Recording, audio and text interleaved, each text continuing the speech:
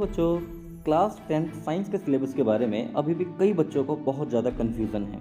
तो आज की इस वीडियो में मैं आपको बताऊंगा कि इस साल सन 2022 से 23 का जो सिलेबस है वो कितना रिड्यूस्ड हुआ है। तो चलिए शुरू करते हैं। सबसे पहले हम देखेंगे chapter number 1, chemical reactions and equations. तो इसमें जो एक टॉपिक डिलीट हुआ है उसका नाम है कोरोजन एंड रेंसिडिटी।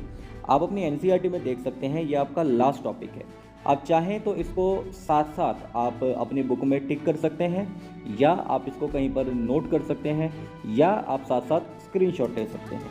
चलिए अब हम चलते हैं चैप्टर नंबर 2 की तरफ, एसिड्स बेसिस एंड सॉल्ट। इस चैप्टर में एक बहुत अच्छी बात हुई है कि इसमें कुछ भी डिलीट नहीं हुआ है, तो अपने आप में एक बढ़िया, आसान और अच्छा चैप्टर है ये। इसके बाद आता है हमारा chapter number 3, metals and non metals. पिछले 2 साल से इसमें एक्सट्रैक्शन वाला एक टॉपिक होता है वो डिलीट होता आ रहा था, लेकिन इस बार इस चैप्टर में कुछ भी डिलीट नहीं है। तो ये आप लोगों के लिए कुछ बच्चों के लिए अच्छी बात भी है और कुछ बच्चों के लिए बुरी बात भी है। वहीं अगर हम बात करते हैं चैप्टर नंबर 4 की, कार्बन एंड इट्स कंपाउंड, तो आप लोगों के लिए ये बहुत बढ़िया हुआ है कि इस चैप्टर में कुछ भी डिलीट नहीं हुआ है। क्योंकि मैं आपको बता दूं, अगर आप आगे 11th क्लास में साइंस साइड लेते हैं तो 11th क्लास में केमिस्ट्री में ऑर्गेनिक केमिस्ट्री का चैप्टर है जो पूरा इसी से रिलेटेड है, और 12th क्लास में ऑर्गेनिक केमिस्ट्री के 4 चैप्टर्स हैं। तो अगर आप ये चैप्टर 10th क्लास में अच्छे से कर लेते हैं तो आपको उन चैप्टर्स को करने में बिल्कुल भी दिक्कत नहीं आएगी। चलिए अब हम चलते हैं चैप्टर नंबर 5 की तरफ, पीरियोडिक क्लासिफिकेशन ऑफ एलिमेंट्स। देखिए ये जो चैप्टर है ये कंप्लीट आपका डिलीट कर दिया गया है, मतलब इस चैप्टर को आपको नहीं करना है। और ये देखिए, मेरे हिसाब से अगर मैं बात करूँ, ये वाला चैप्टर डिलीट नहीं होना चाहिए था। ये आप लोगों के लिए बहुत इंपॉर्टेंट चैप्टर था जो आपका डिलीट नहीं होना चाहिए था, आपको ये करना चाहिए था, पर अब सीबीएसई ने ऐसा किया है तो हमें वो मानना पड़ेगा। नेक्स्ट हम देखते हैं चैप्टर नंबर 6, लाइफ प्रोसेस। इसमें भी कुछ भी डिलीट नहीं हुआ है, ये भी काफ़ी अच्छा किया गया है, इसमें कुछ भी डिलीट नहीं किया है।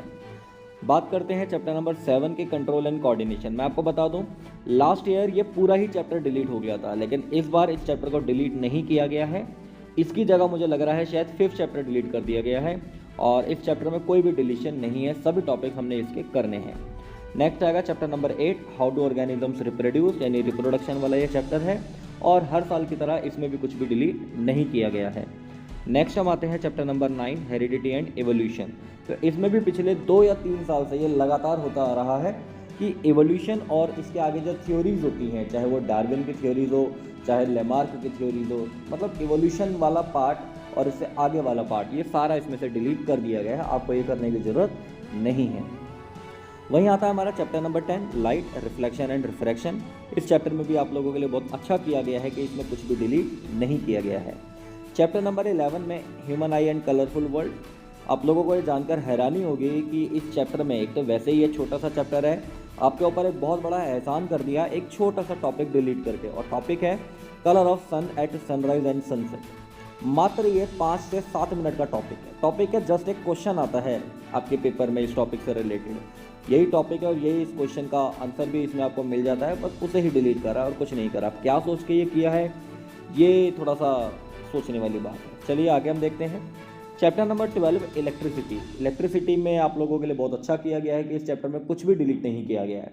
अगर ये चैप्टर डिलीट हो जाता या इस चैप्टर में से कुछ पार्ट डिलीट हो जाते तो जाहिर सी बात है आपको आगे दिक्कत आती।